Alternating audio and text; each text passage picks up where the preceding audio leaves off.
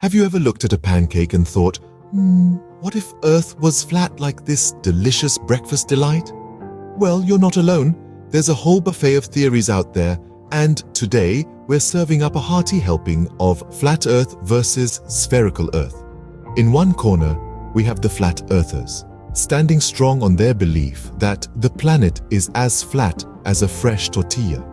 They argue that when you gaze out at the horizon, it appears perfectly flat. And if you've ever tried to balance a ball on your nose like a circus seal, you'll know it's a lot easier with a flat object. They also point to the Bible, which they claim suggests a flat earth under a dome or firmament.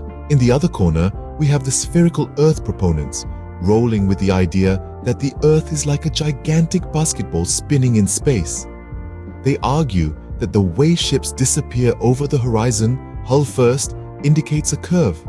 They also point to pictures of Earth from space showing a round planet, and let's not forget gravity, which they claim makes more sense with a spherical Earth. But let's throw a curveball into this debate.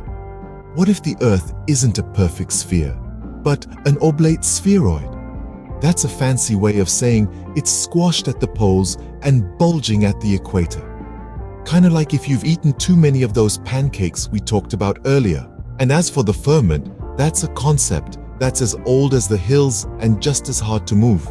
It's based on ancient cosmology and is described as a vast solid dome created by God on the second day to divide the primal sea into upper and lower portions. It's a notion that's been largely left behind in the modern world, but it still holds water for some. So where does that leave us? Is the Earth a flat tortilla, a spherical basketball, or an oblate spheroid that's had one too many pancakes?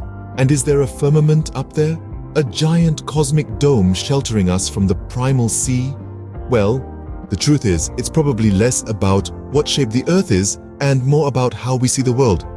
After all, your perspective might be as flat as a pancake, as round as a basketball, or as squashed and bulging as a well-fed spheroid.